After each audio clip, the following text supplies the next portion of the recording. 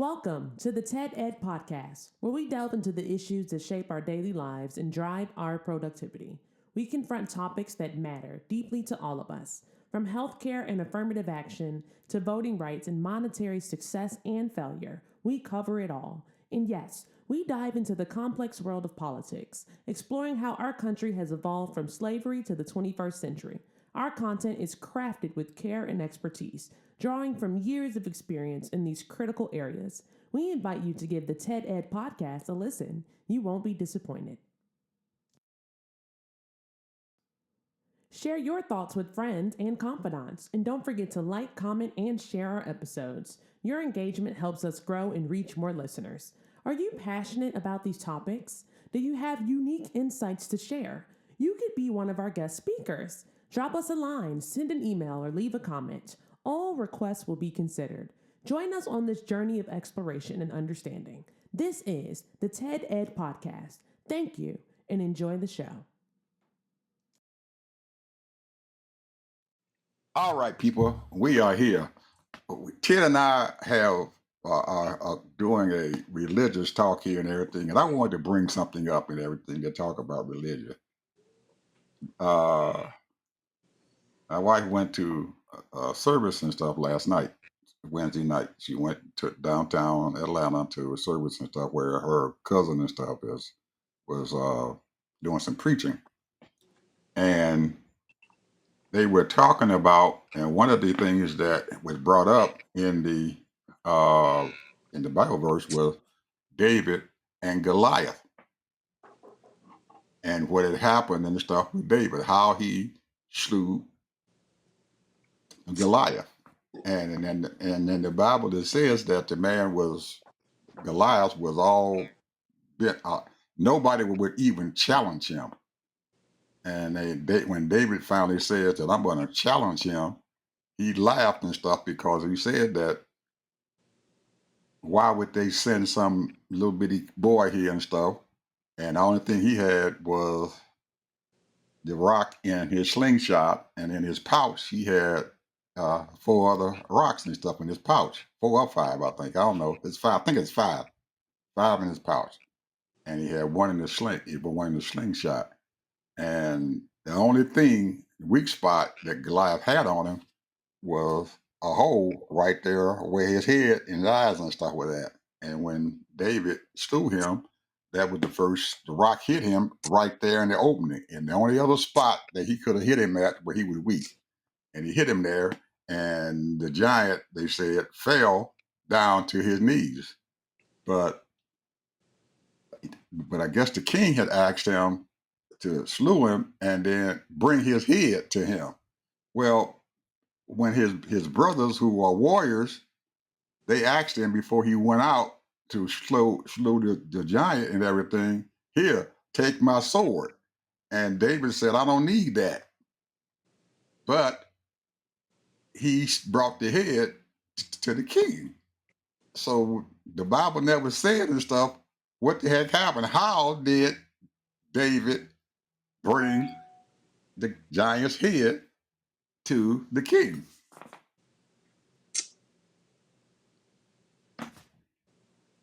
It's been a long time since I read that scripture. Yeah, we were talking about that. She said the pastor was sitting there and asked the audience, how in the heck did David bring the Goliath's head? Because he had refused. In the Bible, his brothers who were in the military and stuff wanted to give him their sword. And he said, I don't need your sword.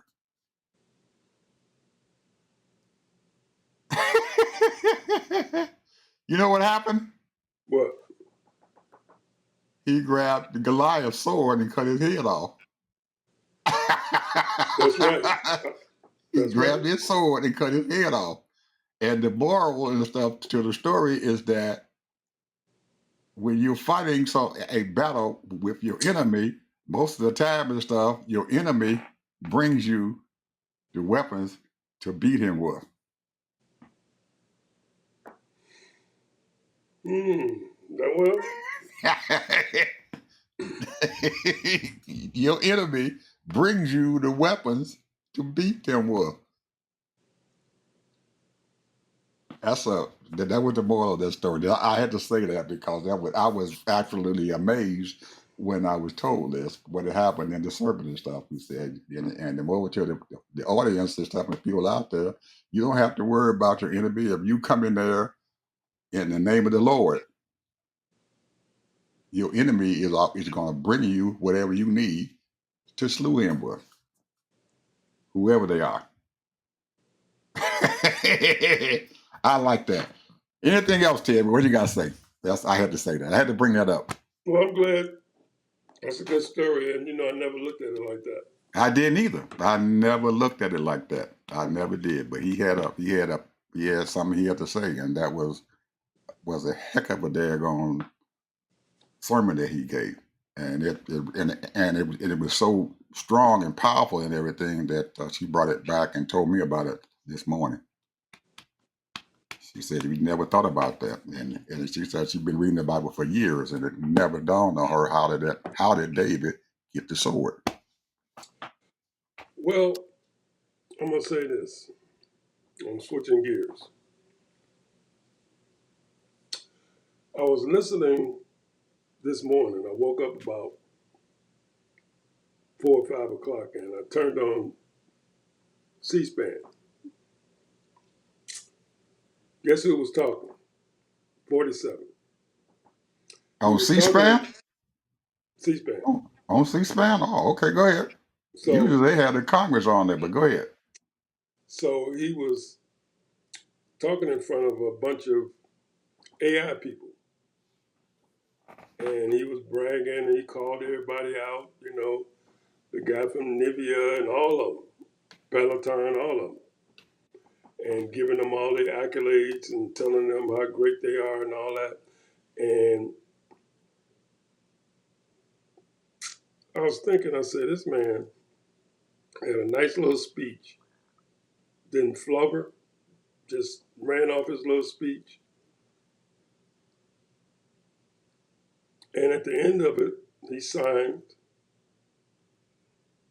to give them carte blanche of whatever they want to do.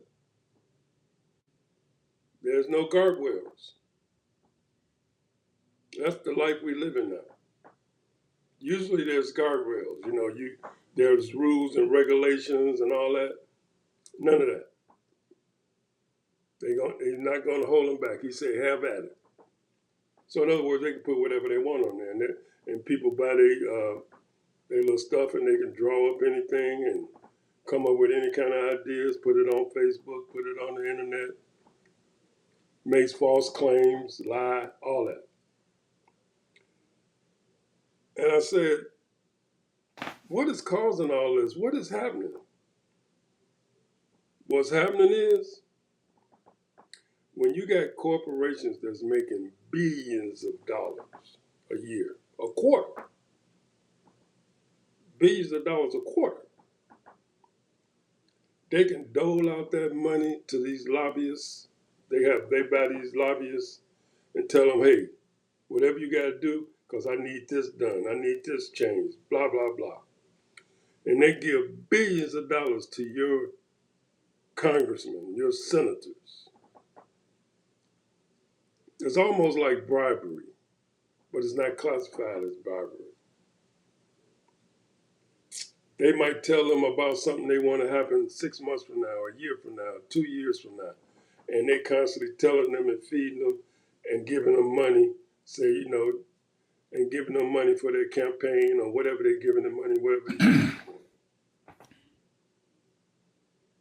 And the lobby,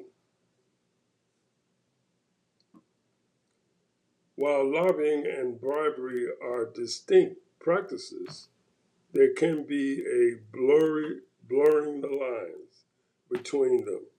Lobbying, when conducted transparently and within legal boundaries, is considered a legitimate form of political participation.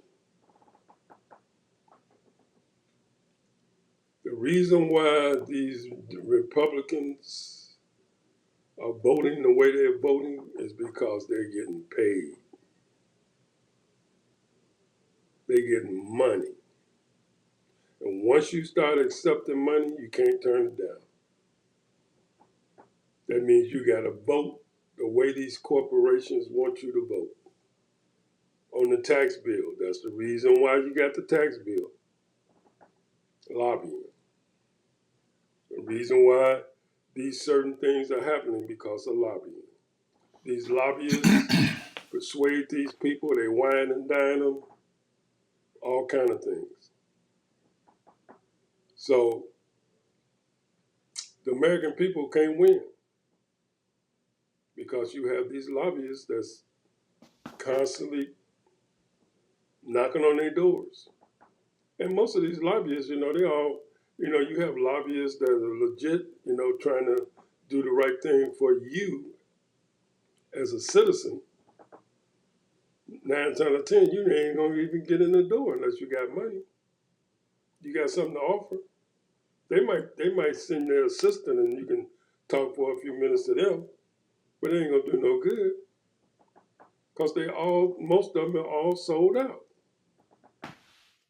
And you look at this C-SPAN, I would say whoever's in power, or they don't even have to be in power. It's the people that the corporations, they say that they try to be even-handedly, but they don't. They mostly have these NGOs, nonprofit organizations, and they are conservative bent. And they come on and they stay on for 30 minutes or an hour, and they talk about their program and what they're doing. It could be for anything. It could be for immigration. It could be for taxes. It could be for housing, all of that. The American people thinking that these Congress people and senators are for you. Oh yeah, to a certain degree they are for you. Yeah, they make a attempt or they make act like they're for you, but they're not really for you. Now they're gonna always get a little something for their district and do something and say, oh yeah, we built this center or we got this done or we got that done. Little pennies, nickels, and dimes. When they can do big things for your community and your district. And the sad part about it is that the people in their area don't look at their people, they don't look at their congressperson and find out what exactly are they doing. And what are they doing for you? And what are they doing for the rest of your community that you're not around? You might be in an upper class community and everything is wonderful. But what about the rest of your community? What about, your kid might be going to a private school, but what about those public schools? So the only thing you care about now is just yourself. As long as I'm doing fine, everything is fine. But now here we are.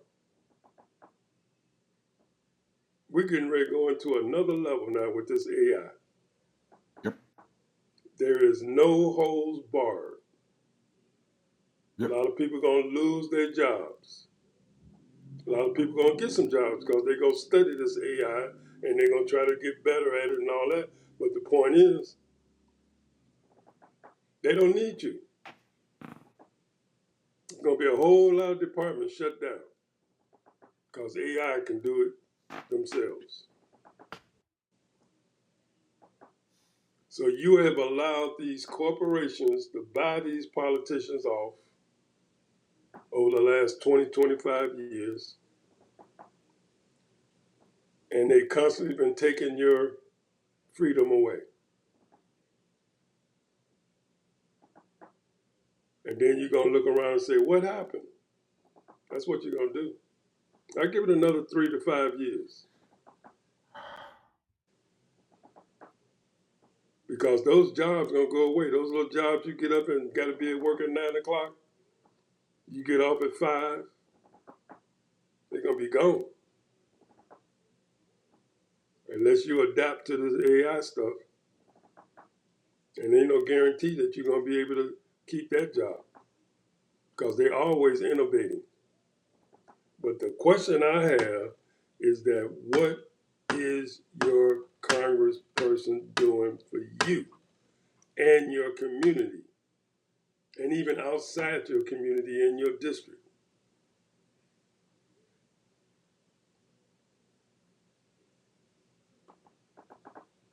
Another thing I wanted to talk about, think tanks. You know, one of the most influential people in our country right now is think tanks, because these are supposed to be the highly intelligent intellectuals, academia, people with experience in business, experience in science, all of this. And they write white papers. They send them to their Congress people. These people receive billions of dollars every year. There's hundreds of think tanks. And they send them to the lobbyists as well, because a lot of the lobbyists pay some of these think tanks too. And they're looking for ideas, what to say and what to think and how to better sell what the point they're trying to get across. So you got all these people, you got the think tanks, you got the lobbyists coming against you. Because the only thing they care about is their own interests and that they make money.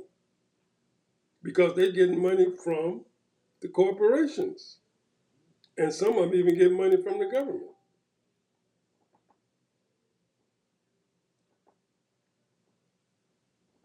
But you sitting down and you just, the people, don't vote, don't realize that you're being taken bit by bit.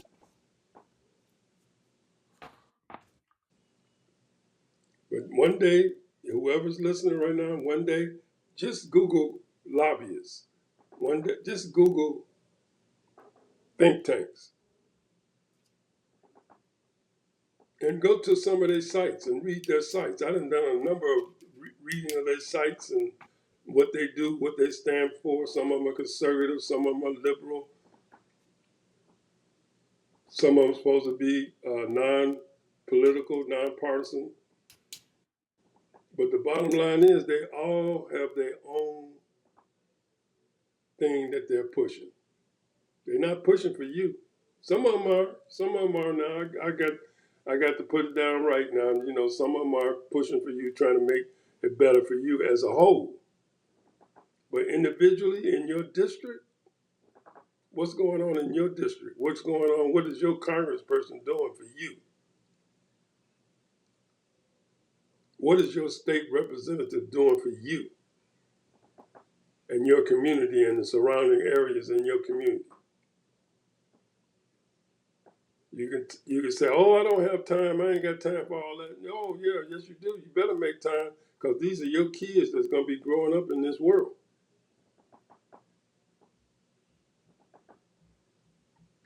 35 years ago, I used to say, "This is a crime and a shame." Putting all these people in jail, letting all these people, undocumented people, coming in here, and now this is where we are now. And the reason why, because those people ain't got no, they ain't got nothing to offer. And pretty soon you won't have nothing to offer because those jobs you got now, they be gone. Hell, they don't even need engineers now. They can just AI it. They want to find out a problem or a situation. It's just getting that good. They can do an AI building a house and use a machine to do that. So I'm just saying, it I might not. still, I still believe that there are jobs out there in the AI industry. even though AI comes in, one thing that we have to understand, these are machines. And until you can find somebody to repair the machines after they break down, you still going to have some people out there, and there's still jobs out there and stuff for you. Because whatever AI gets and stuff, the data has to be put into a machine, and then the machine learns from that. And as you want to do different things, you're going to have to put the information in there for the machines to work. And at some point in time and stuff, these machines are going to break down. And somebody has to be there to fix these daggone things when they break down. Or somebody has to be sitting there and watching and making sure that the machines and stuff is going to do what it is expected to do. And sometimes machines do break down. They don't last forever. So that's where your a lot of your jobs are going to come from. The people who are going to sit there and going to be repairing these machines, or the people who are going to be building these machines and stuff that it's going to be controlled and ran by artificial intelligence. So I believe that there's still going to be jobs out there. It's just like you said earlier and stuff. You're going to have to retrain ourselves and stuff and everything into this AI technology.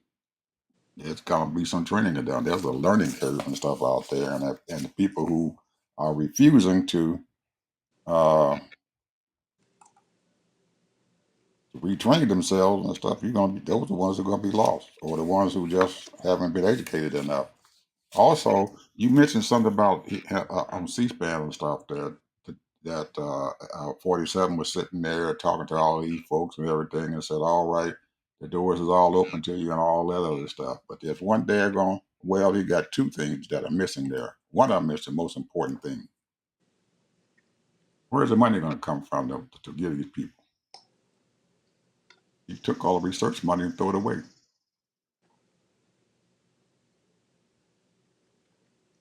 Took and You threw it asking away. me where the money gonna come from? Yeah, he hasn't said how he gonna pay these people because they're gonna want to be paid and stuff. They might be engineers, but somebody got to pay them. You can open the door and say, "Hey, man, you do what you want to do," and they're gonna ask you, "Where the money? Where's the money?" Ed, these are right now. There's hundreds of AI companies that's out there now. They blowing them, they throwing them up like left and right, making up all kind of little codes and all that, and they get cheap labor to set up their AI. And I was listening to the guy that runs one of the top AI companies, and he was saying that there are going to be whole departments gone, whole departments, and every department is going to have every department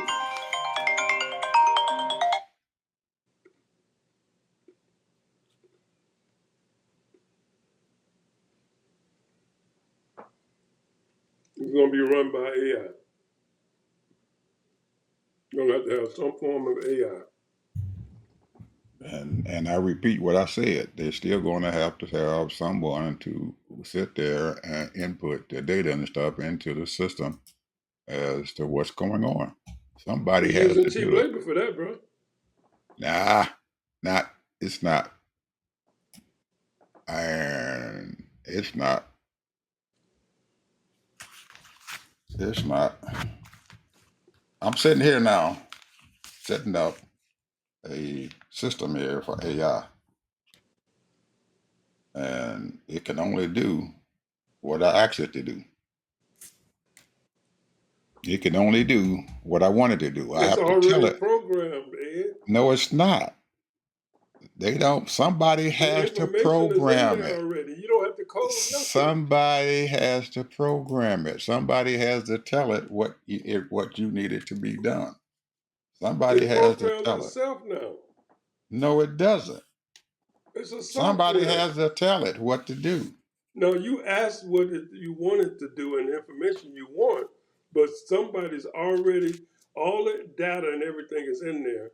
And what they do is the program already does and set things up and say, like, if you want a specific thing, because most people, 9 times out of 10, those answers or questions has already been answered before. But you're not understanding what I'm saying to you. Somebody has to tell it what to do to it. I guess AI is damn good, but And somebody has to it's tell it. telling itself what to do. No, it's not. No, it's not. It's Ain't you no, ain't asking no, ain't no programmer or coder telling that AI what to do. It's already programmed, bro. Ted. That's not true. I'm telling you, I'm sitting here now, pro setting up my deep fake system and stuff here on my computer that I'm looking at right now. And I'm looking at you and I'm telling you that it's not true because I'm sitting here with my deep fake stuff, operating system sitting here, and I have to tell it what to do. Yes, it has information out there that I can use, but I still have to tell it what I want to do, and then it helps me to do what I want to do. So you still have to have a human interaction and stuff with the system. That's all I'm saying. There has to be some other human interaction and stuff with AI to tell it what you want to do. When you go out there and you decide that you want to use AI for something and everything, AI doesn't know what the heck to do. I'm gonna tell it, say AI, I want you to go out there and this is what I want to happen. I want a wall that's built up here that's 10 foot high and 8 foot long. Okay, AI is intelligent enough to do it and everything, but it might not understand that there is a that one of the walls and stuff is not that long. So it's not going to tear the wall down. Somebody's going to tear the other wall down so they can get their 8 foot in there.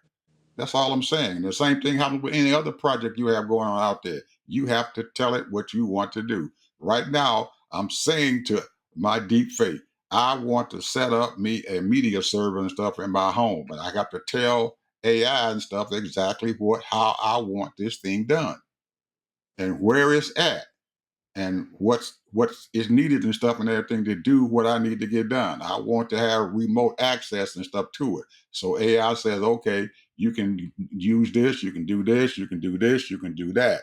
And then I'm gonna tell AI, okay, this is not right because in step 4 and stuff and everything right here and everything, there is a problem here because I can't do that because something else is stopping you, me, or whoever it is from setting this thing up. It has to be some interaction by a human being. That's all I'm saying. It does not do everything by itself. There's interaction. That's all I'm saying.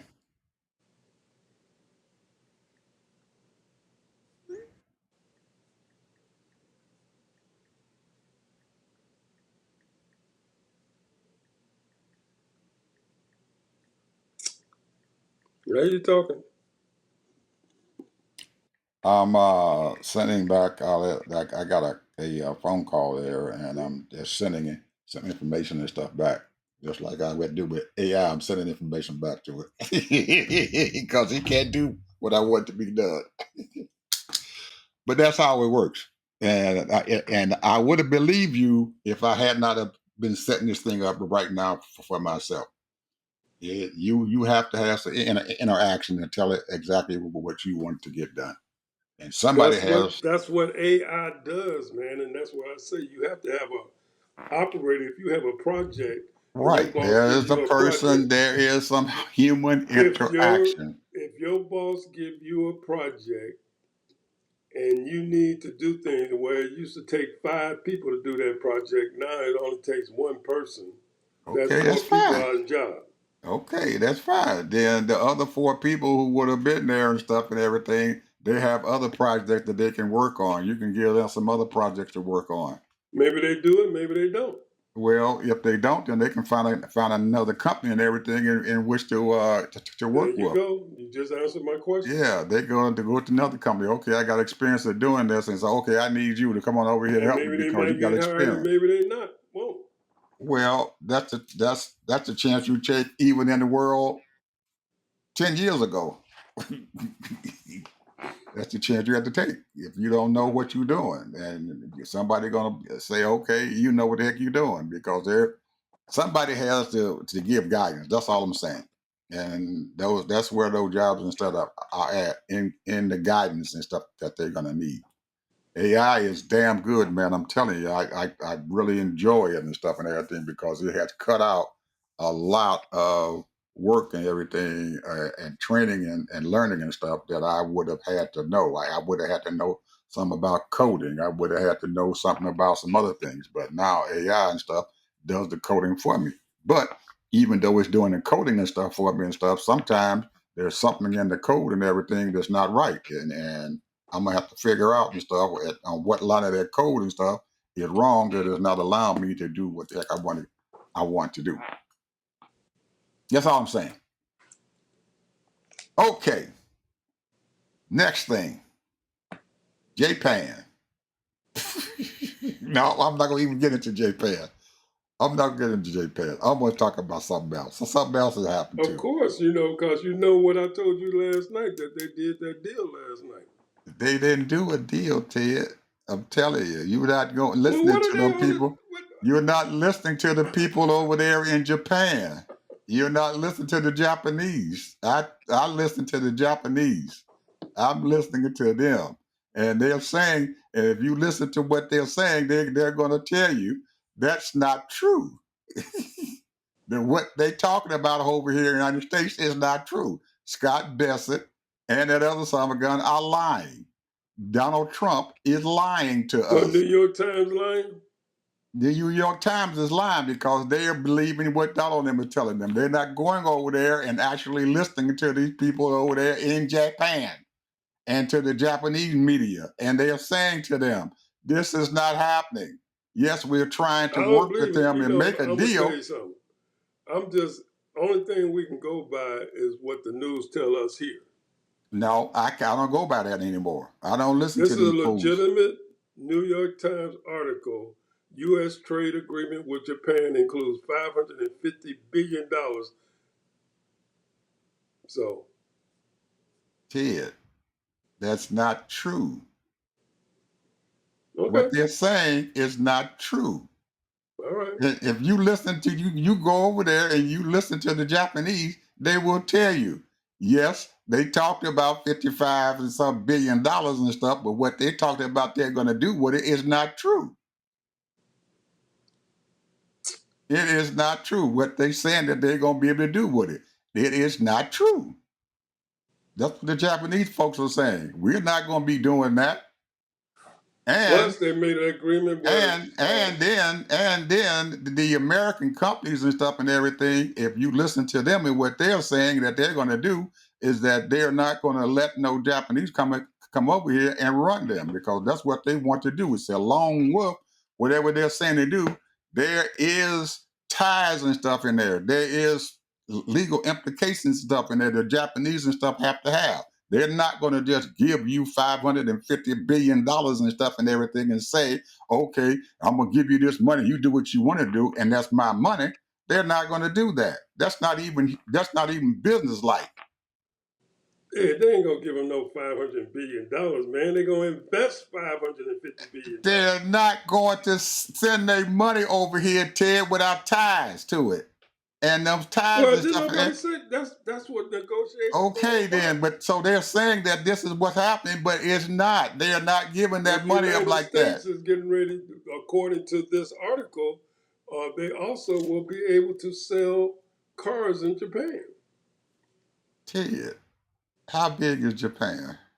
And how many damn cars, It's about as American big as cars? New York, ain't it? Yeah, well, probably, yeah. And how many cars do you gonna have over there in Japan? How many American cars and Japanese are selling cars? Toyota sells cars. They right there in Japan.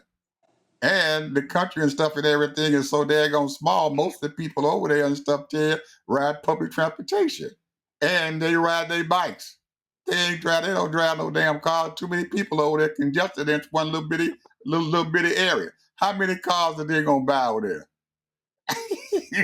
They That like ain't little even cars. They like little yeah, cars anyway. and that ain't even realistic. Yeah, and it's like electric cars. And Trump had already told them we ain't making no more electric cars. We're gonna make gas cars. They don't want no shit like that.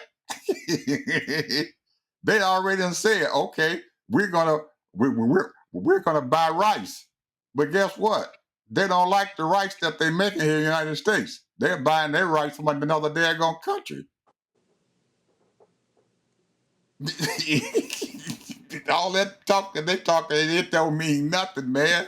These folks are just they sit there selling us a bill of goddamn goods, making us think that they the best Well, daggone thing coming. I want to say this. The only thing that we can report is what the news people report. Well, I'm gonna sit there and report what I'm hearing over there from the people in Japan. What them people in Japan are saying. And sometimes you can look at that stuff and say that ain't even real. Cause if you listen to the people, when Scott Bassett got on the daggone news, folks, he said that there on Fox News, sitting there lying. The lie was coming out so wrong that he couldn't even spit it out. He started stumbling and stuff when he was saying this stuff because he knew this shit wasn't true. And the people know, and the lady who was sitting there on Fox looking at it, if you look at her face and everything, she looking up in the air and stuff and everything and saying, this Negro is lying. But they got to put it on because he's the president, and they don't want to. They don't want to do anything bad and stuff because Trump gonna turn around and sue them or tell them we ain't gonna give you this because you ain't telling the people what we want you to tell them. So it's almost state news agencies and stuff now. We might as well be in Russia. We might as well be in Russia. It's state news. Wherever they want us to hear, that's what they're gonna tell us, and we supposed to listen to it. They telling us this. You better get around there, people, and open your eyes up and look around because some of that stuff over there, you can tell it's not even true. Oh yeah, we gonna be sell American cars over there. God damn it, look at the daggone city, the state, the country of Japan. How many goddamn cars you gonna sell over there? Shit, that ain't even right. Okay, enough of that. Canada.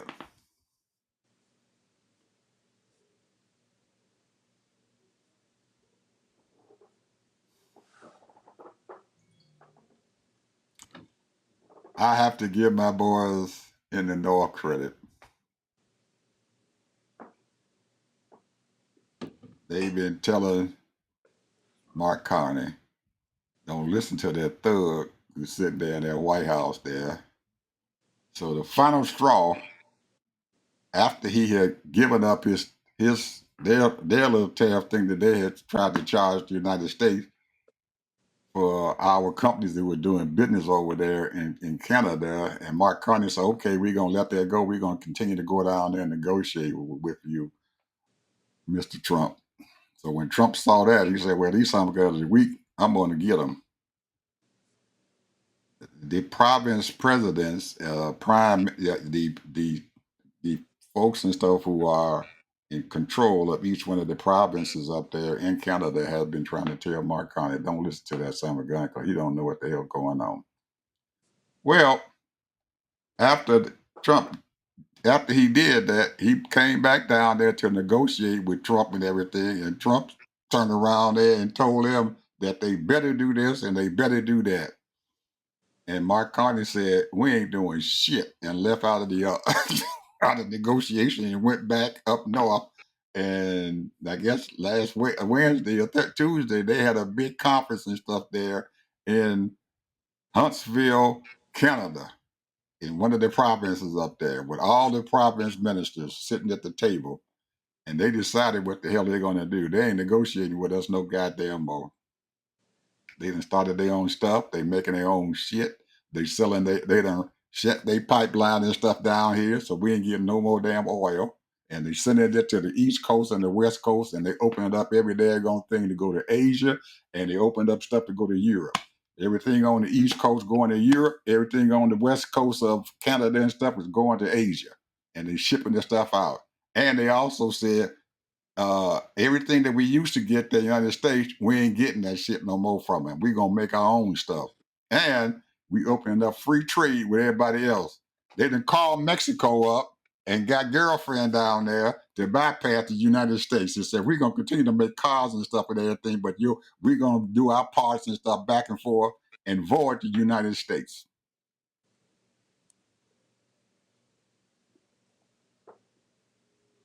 And guess who is going down there to Mexico now? He done moved his stuff down into Mexico.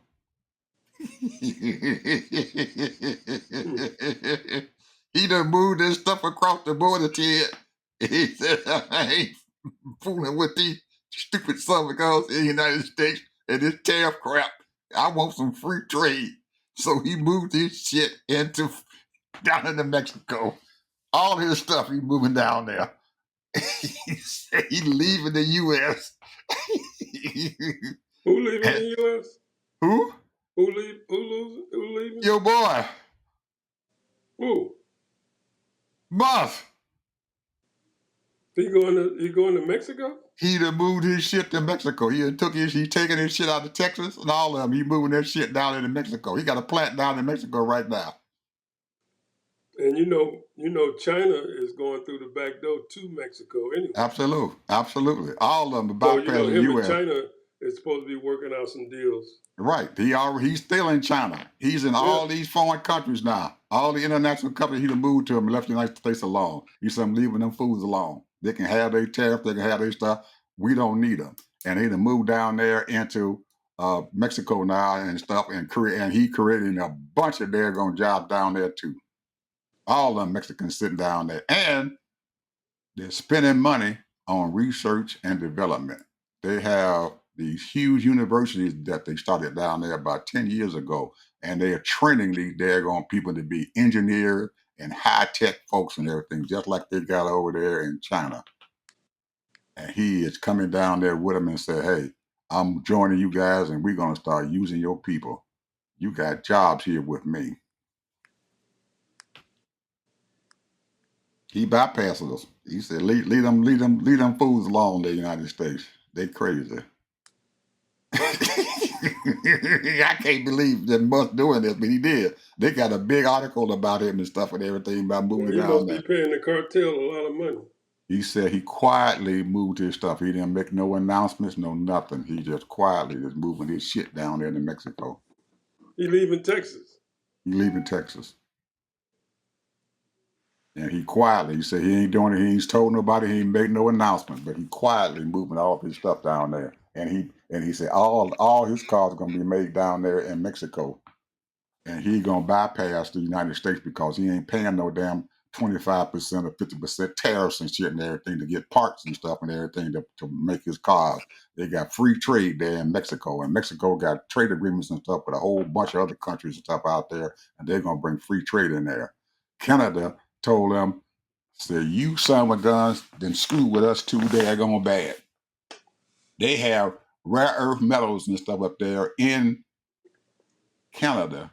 And they said, we're going to start processing our own daggone rare earths and stuff, and we ain't giving it to the United States. Piss on y'all.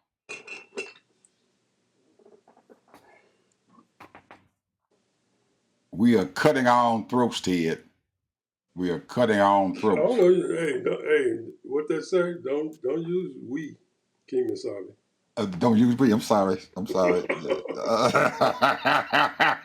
sorry. I didn't We mean ain't to say doing that. shit. I didn't mean to do that. I didn't mean to say that. But our own throats are being cut. We commit suicide. They committing suicide. They commit suicide. Oh, and they followed that son of a gun to the guillotine. Well, you know. Oh man. We don't know what's going. We got that. There is so much happening to it that these folks who got money, they are deciding to move their stuff outside of these borders. They are deciding to move their stuff let outside them the talk border. about it, man. They're talking about all the factories are coming back. They lied to you. They lied to you. If you notice here, hasn't nobody said anything, any real big announcement was made that Elon is moving this stuff down to Mexico. I didn't know it. until the other day, because nobody said anything about it. And according to them, he quietly moving the stuff down there. He is not announcing nothing to nobody. Instead, by the time America looks up and everything, he gonna be gone.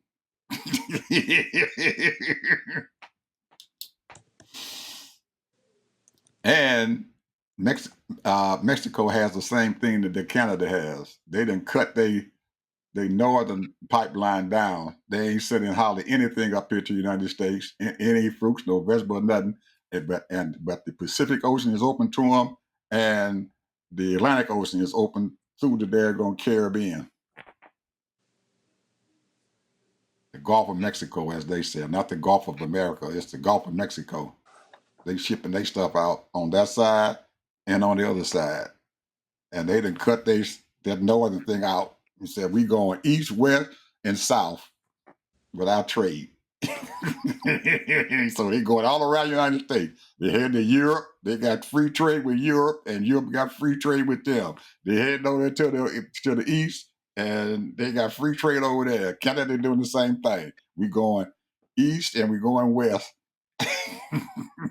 forget the Well, south. according to the Business Insider, it says Mexican tariffs threatens to make life more difficult for automakers, including Tesla and BYD. And they are slipping their weenie to them. Because they just Elon said he ain't paying nothing to them. At the time Trump look up and everything, then they're gonna be gone.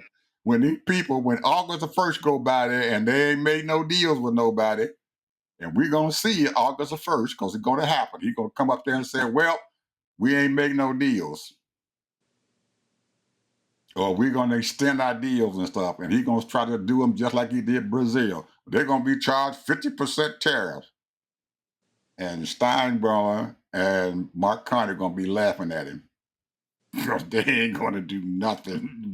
We done trading with them. We are done until they straighten their act up.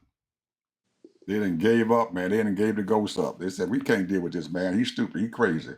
There's something wrong with him. It is something wrong with him, though. They're right about that. There's something wrong with him. But there's the only thing, Ted, that we have that's going for us is that we have a huge market. And whenever we get that knucklehead out of the equation and stuff and everything and get some real people in there to start working on trades and he leave that stuff alone and everything and cut them tariffs out and everything, the market is going to open back up. That's the only thing I'm going to say was he needs to get out of the equation, move him out of the equation and let these people, I believe Bessett and stuff is smart enough to get trades and stuff done. All he need to do is get Trump out the daggone way and leave them tariffs alone. Open up these markets and stuff. Let them people have free trade again. Everybody. You don't need them tariffs. He did that, he's going to straighten everything back out like that. Get rid of that tariff. Leave it alone. Free market. And I guarantee you there are going to be people beating the door down to get into here. And our ports going to start opening back up. Look at what's going on in our ports. In Los Angeles port, New Orleans port, all the East Coast ports. And a whole lot of ships coming in. Not like they used to be. They don't know what the heck to do. They don't know if they're going to be charged 25% tariff tomorrow, or he pop up and say, okay, it's 50% tariff on your stuff. And they stuff is on a boat heading to here, and all of a sudden you got 50% tariff on you. You can't do business like that. Anyway, final word, Ted. I'm going to go back to what I said. Check out your think tanks. Check out your lobbyists. You've been sold a bill of goods. These people are selling you out left and right. And that's not all Congress and not all Senate, but the majority of them, they're selling you out. And they got recess going on now, so all them Congress people and stuff got to go back home and listen to their constituents and stuff, scream and holler at them. And they're going to be doing a lot of that. They're going to be doing a lot of them. They're already screaming and hollering at them. They're already doing it, and they can't eat. And they're going to probably be doing the same thing they were doing. We ain't having no meetings at all. We're not going to have anything. So they go dump people. Even in red states, they're going to be clowning on them. They ain't going to be able to stand it. That's what you get when you got a Speaker of the House and everything. That's crazy. I guarantee you, Ted, when he goes back to Louisiana, he ain't having that daggone meeting with nobody. He's not gonna have not a meeting with no one. And Ted, we got to do something about our Democratic folks and stuff and everything. There's some of them out there doing okay, but my boy Hakeem, I gave him some flowers and stuff and everything, but I might have to pull them flowers back from it. He out there messing up. What do He you out do? there. He had a meeting with the Democratic primary winner there in New York. What that man name? Zandami or whatever his name is. And he had a meeting with him and everything, and then he got out of the meeting and stuff and refused to endorse him. Now he won the primary. Anytime you win the primary, then most of the Democrats gonna stand behind you and endorse you. He turned around and said, "I'm not going to endorse him at all." Mandami, whatever his name is. You done won the primary. You got to endorse the man. He done won the Democratic primary. He is a candidate to run against a Republican, but he's not endorsing him at all. Mm-mm. He's a socialist. Trump said he's a communist. I don't care what Trump said. He's a Democratic nominee. You're supposed to support him. But he said he ain't supporting him, even though he had a meeting with him. I don't know if the Democrats know their ideology and their, I understand that what I heard his speech, and he's for the poor, the broke, the middle class. And he's for people's rights and freedom. Mm-hmm. I guess that's an ideology. But the thing is, you got to be for business too. I don't hear him never talking about business. You got to be for business, I bro. don't think you need to support the business, because the business is they're gonna bogart their way. I don't care who is in power. If you got a Democratic in power or a Republican in power, business is always gonna be number one.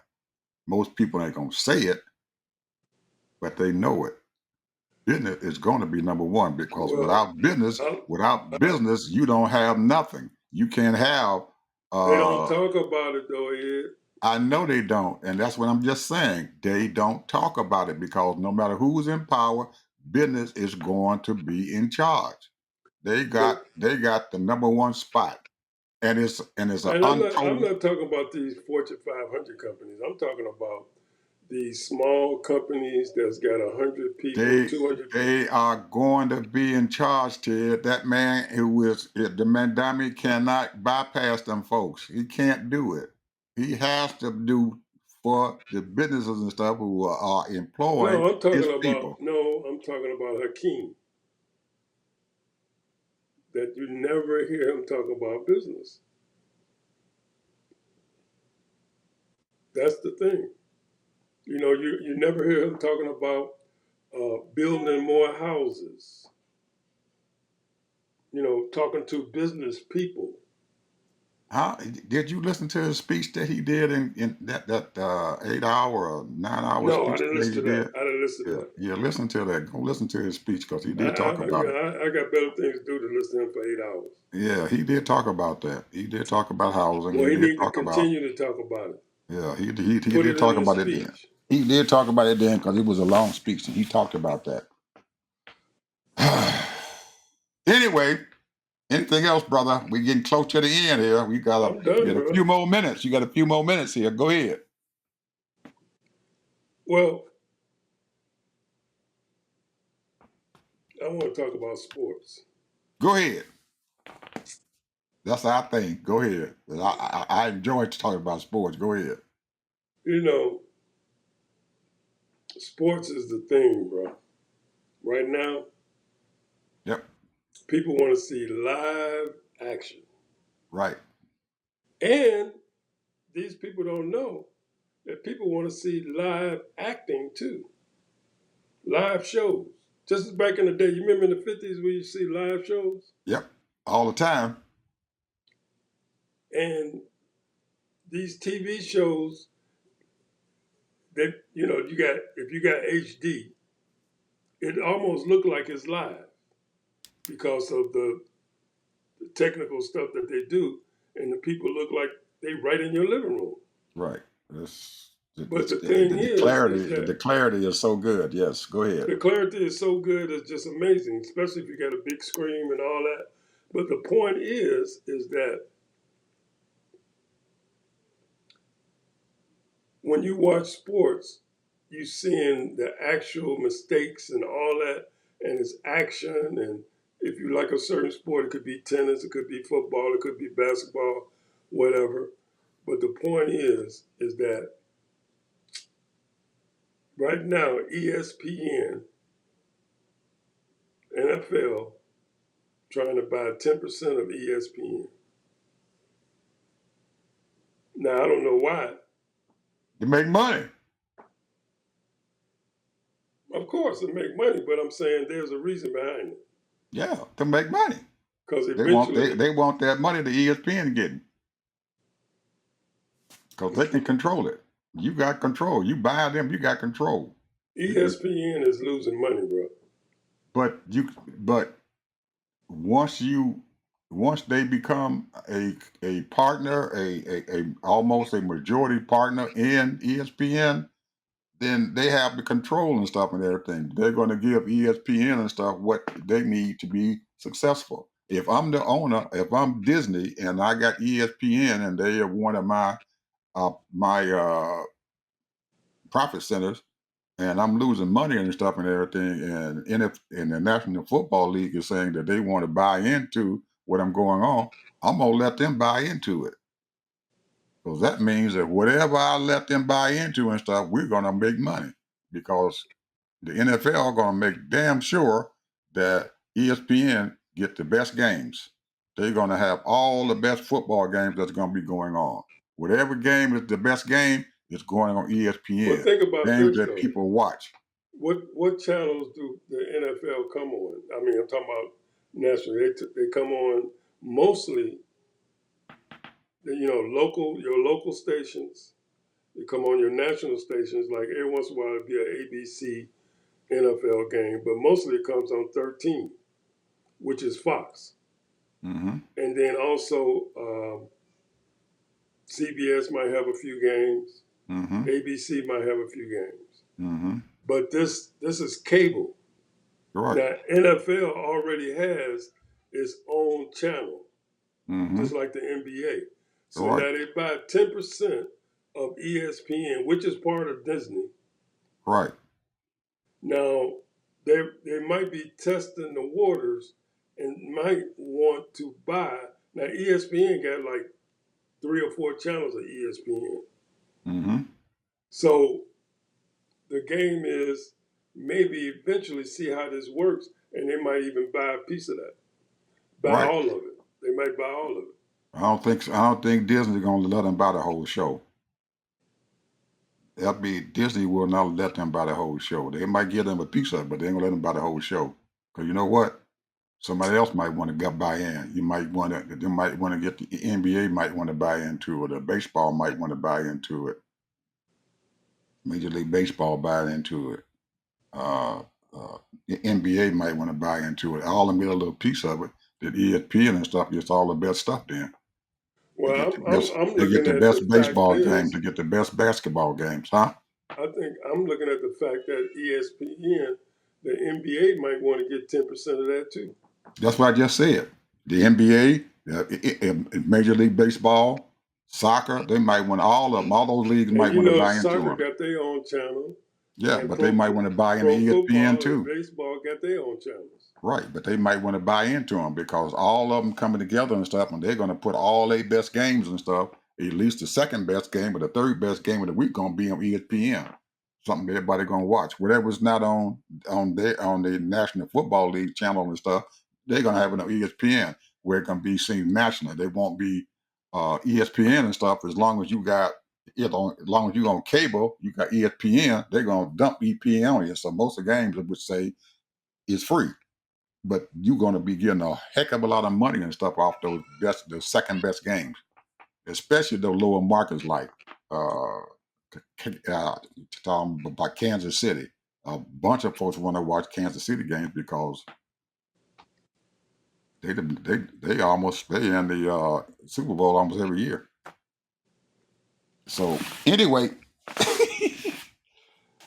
that's a good idea. I let them buy into it. At least if I'm Disney, I'm letting them buy in. They can have it. They can have a piece. I'm gonna give them a piece. Go ahead, because it's gonna mean money for both of us.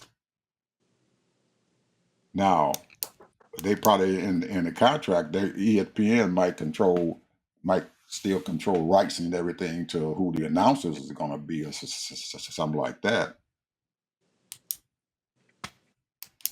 You know, you can That's negotiate that interesting. stuff. Yeah, it's interesting. I I'd like think to that's see a the NBA. I would like to see the NBA buy a piece of it too. they if this thing works out for the NFL, Ted, I guarantee you the NBA is going to get in there. They're going to see that money too, and the Major League Baseball is going to see it. They're going to buy into it. They want to stay relevant, even though they got their own channel and stuff and everything. It's going to be well worth it for them to have it. I, I look at it almost like Notre Dame is. Notre Dame was stay independent for a long time. NBC signed a contract and stuff with them to broadcast their daggone game. NBC paid them boy big money and everything for doing that. Big money they paid in Notre Dame. That's how they stay relevant and stuff because they were full of money. But they decided now not to go independent and everything. And well, they haven't decided not to go independent. They are joining the ACC, but they still want to hold on to the independence and stuff and everything and keep that NBC contract and everything so their money can keep flowing because they don't want to share it with the Atlantic Coast Conference, which the ACC probably would still want them to be there and allow them to share it, but maybe instead of making a full share, that they might want to say, well, give us 10% of the money y'all making. Goes into the Atlantic Coast Conference. Because I don't think they want to get into the SEC or the Big Ten. They don't want to do that. Too much competition. Anyway, that's my thoughts about the sports. And I just heard, Ted, that now that the coaches, the NCAA coaches and the NCAA association now wants to name the Big Ten the conference, the major conference and stuff, and throw the SEC out, move them down to the Oh, they can't do second that. tier. SEC has got the best conference.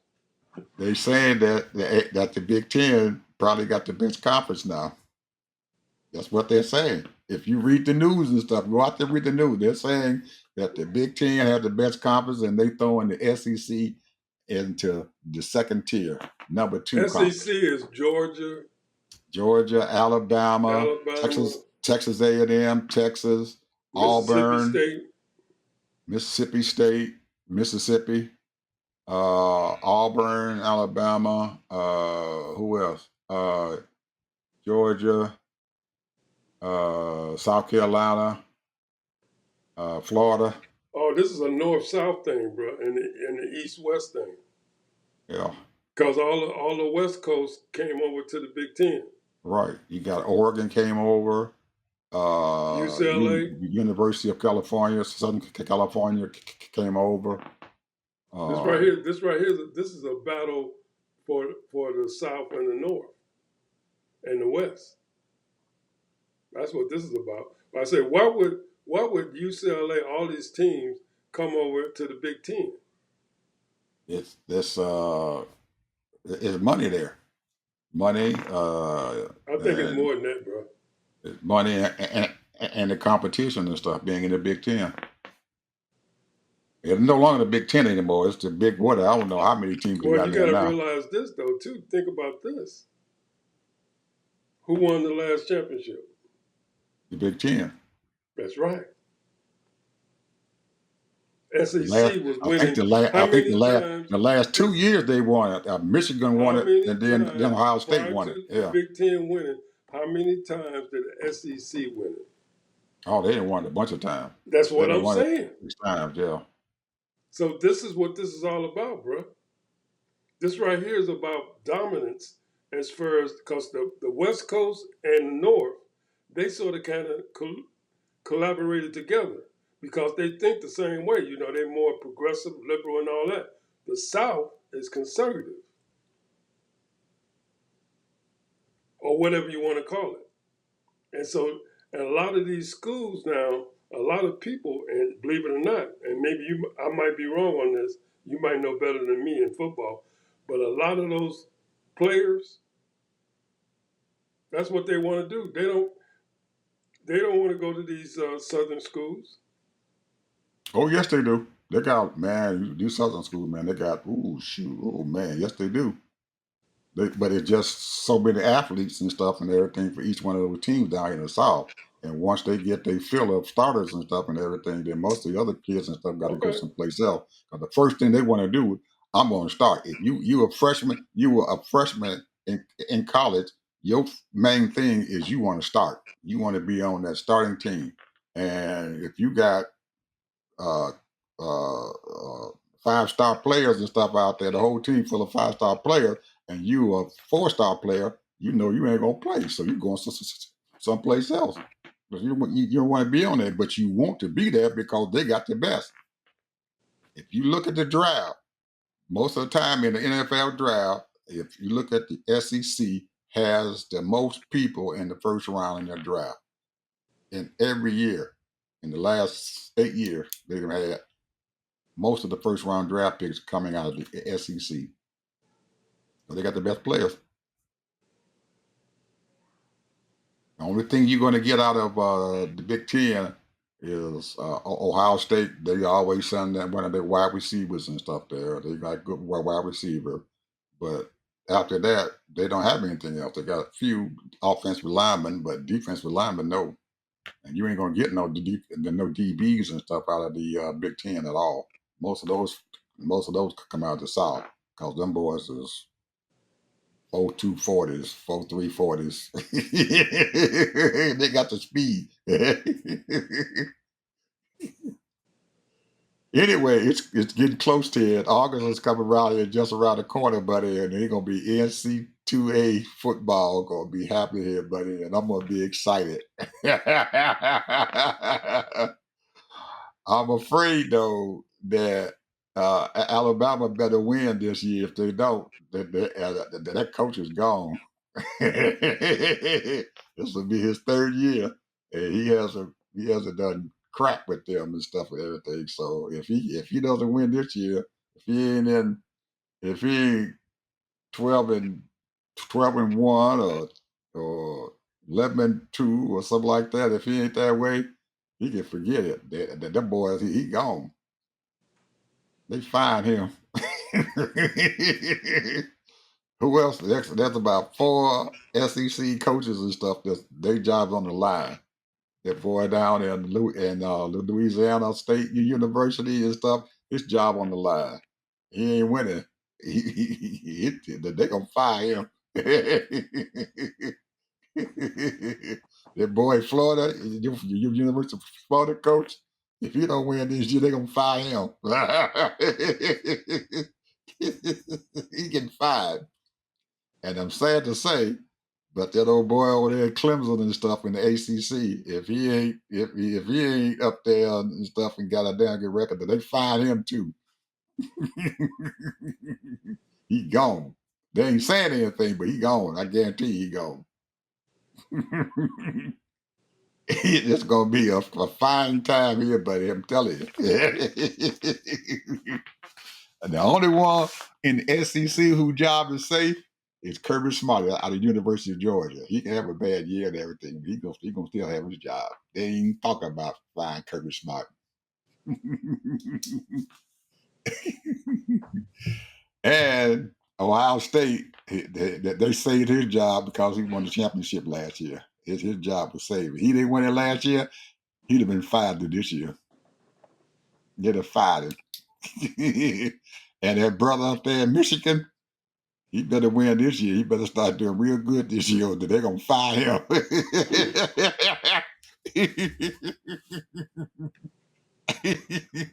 You got to win, man. If you don't win, then you lost your job. And Steve Sarkisian down there in Texas and stuff, he better be up there in the big thing and stuff too, or they're gonna fire him because Texas they don't play. You better win that, buddy, because they got a lot of money down there. Texas A&M, Texas, big money over there, buddy. Big money at those schools. Big money. Them boys that they don't play. You better win or do something. Anyway, oh man, we done went way over. I'm sorry, people. Don't let us talk. I'm just listening to Don't you. don't let us talk about sports. Bye.